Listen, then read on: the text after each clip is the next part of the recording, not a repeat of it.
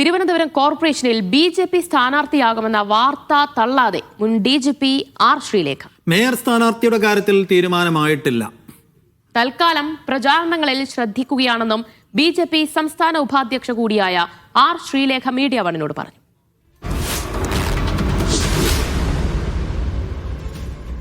സംസ്ഥാന ഉപാധ്യക്ഷ ആയതിനു ശേഷമുള്ള ആദ്യ തെരഞ്ഞെടുപ്പാണ്. എങ്ങനെയുണ്ട് തെരഞ്ഞെടുപ്പ് ആവേശം? ഇത് വളരെ വലിയ ഒരു ചുവടുവയ്പ്പാണ് BJP പാർട്ടിയെ സംബന്ധിച്ചിടത്തോളം. കാരണം ഇതിൽ കിട്ടുന്ന ജയമനുസരിച്ചായിരിക്കും ഇനിയുള്ള അടുത്ത നിയമസഭാ തിരഞ്ഞെടുപ്പിലേക്കുള്ള എന്തൊക്കെയാണ് ചെയ്യേണ്ടത് തീരുമാനിക്കാം. തിരുവനന്തപുരം BJPയെ സംബന്ധിച്ചോളം പ്രതീക്ഷയുള്ള ഒരു കോർപ്പറേഷനാണ്. മേയർ സ്ഥാനാർത്ഥിയായി താങ്കളെ പരിഗണിക്കുന്നുള്ള ചർച്ചകളൊക്കെ ഉണ്ട്. അതിനോടുള്ള പ്രതികരണം ഒന്നും അറിഞ്ഞിട്ടില്ല. ഇതുവരെ അതിനെപ്പറ്റി ഒന്നും ഒരു തീരുമാനം എടുത്തിട്ടില്ല. തെരഞ്ഞെടുപ്പിന് സീറ്റ് കിട്ടിയാൽ മത്സരിക്കുമോ? ഞാനിപ്പോ തൽക്കാലം പ്രചാരണത്തിലാണ് ശ്രദ്ധിക്കുന്നത്. പ്രതീക്ഷ എങ്ങനെയാണ് തിരുവനന്തപുരം കോർപ്പറേഷനെ സംബന്ധിച്ചിടത്തോളം? വളരെ വലിയ പ്രതീക്ഷയാണ്. സജീവ രാഷ്ട്രീയക്കാരിയായതിനു ശേഷമുള്ള ആദ്യ പ്രചരണമാണോ? ഇങ്ങനത്തെ മുൻ പരിചയങ്ങളൊന്നുമില്ല. അല്ല, നേരത്തെ ചെറിയ ചെറിയ സ്ഥലങ്ങളിൽ പോയിട്ടുണ്ട് പ്രസംഗിക്കാൻ. ആദ്യമായിട്ടാണ് ഇതുപോലെ ഒരു വലിയ പരിപാടി.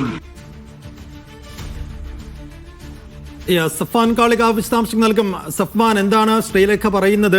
പല പേരുകൾ പറഞ്ഞു കേൾക്കുന്നുണ്ട്, ശ്രീലേഖയുടേതും VV രാജേഷിൻ്റെതും അടക്കം. ഇപ്പോൾ പല ആളുകൾ കുപ്പായമിട്ട് നിൽക്കുന്നതാണ് തിരുവനന്തപുരത്തെ BJPയിലെ കാര്യമായ ഭിന്നതയ്ക്ക് കാരണം.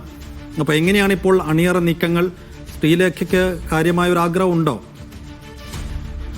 സൈഫുദ്ദീൻ, തിരുവനന്തപുരം കോർപ്പറേഷനെ സംബന്ധിച്ചിടത്തോളം BJPക്ക് പ്രതീക്ഷയുള്ള ഒരു കോർപ്പറേഷനാണ്. അവിടുത്തെ സ്ഥാനാർത്ഥി നിർണയവുമായി ബന്ധപ്പെട്ട് പല വിധത്തിലുള്ള തർക്കങ്ങൾ നേരത്തെ കോൺഗ്രസ് സ്ഥാനാർത്ഥിയെ പ്രഖ്യാപിച്ചിരുന്നു. അതിന് പിന്നാലെ തന്നെയാണ് ഈ സ്ഥാനാർത്ഥി ചർച്ചയിലേക്ക് വന്നപ്പോൾ പല അർത്ഥത്തിലുള്ള ചർച്ചകൾ, പല അർത്ഥത്തിലുള്ള പേരുകളൊക്കെ പുറത്തേക്ക് വന്നിരുന്നത്.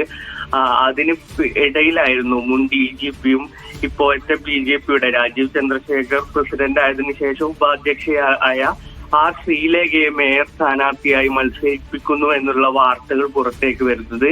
ഇത് സംബന്ധിച്ച് അവരോട് പ്രതികരണം തേടുമ്പോൾ അത് തീരുമാനമായിട്ടില്ല. പക്ഷെ മത്സരിക്കുന്നുണ്ടോ എന്ന് ചോദിച്ചപ്പോൾ അത് തള്ളാത്തൊരു പ്രതികരണമാണ് നൽകുന്നത്. അവരുമായി ബന്ധപ്പെട്ടുള്ള വൃത്തങ്ങളോട് നമ്മൾ പേഴ്സണലായിട്ട് സംസാരിക്കുമ്പോഴും അവർക്ക് മത്സരിക്കാൻ താല്പര്യമുണ്ടെന്നടക്കമുള്ള വിവരങ്ങളാണ് പുറത്തു വരുന്നത്. അർത്ഥത്തിൽ BJPയിൽ നേരത്തെ സൈഫുദ്ദീൻ സൂചിപ്പിച്ചതുപോലെ പ്രാദേശികമായുള്ള ഘടകങ്ങൾ പല അർത്ഥത്തിലുള്ള പേരുകൾ പരിഗണിക്കുന്നതുമായി ബന്ധപ്പെട്ട് എതിർപ്പുകൾ പ്രകടിപ്പിക്കുമ്പോഴാണ് സംസ്ഥാന ഉപാധ്യക്ഷയും മുൻ DGPയുമായ R. ശ്രീലേഖ തന്നെ ഒരു ആഗ്രഹം പ്രകടിപ്പിക്കുകയും അവരുടെ പേര് സജീവമായി തന്നെ മേയർ സ്ഥാനാർത്ഥി ആകുന്ന തരത്തിൽ തന്നെ പരിഗണിക്കുകയും ചെയ്യുന്നത്.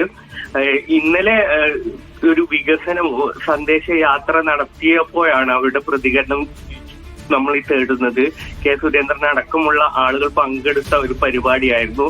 ആ അർത്ഥത്തിൽ ഇത്തരത്തിൽ പ്രചരണ പരിപാടിയിലും R. ശ്രീലേഖ അടക്കമുള്ള ആളുകൾ പങ്കെടുക്കുന്നുണ്ട്.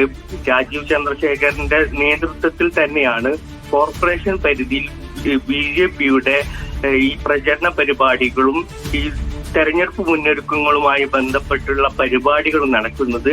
ആ അർത്ഥത്തിൽ സ്ഥാനാർത്ഥി നിർണയവുമായി ബന്ധപ്പെട്ടുള്ള വലിയ തർക്കങ്ങളും പൊട്ടിത്തെറികളും ഉള്ളിലും ഉണ്ടാകുന്നു. എന്നാലും തെരഞ്ഞെടുപ്പ് വിജ്ഞാപനത്തിന് ശേഷം തർക്കങ്ങളെല്ലാം പരിഹരിച്ച് സ്ഥാനാർത്ഥിയെ പ്രഖ്യാപിക്കുമെന്നുള്ള വിവരങ്ങളും പുറത്തു വരുന്നുണ്ട്. ഷെയ്ഫു, ദിവ്യ.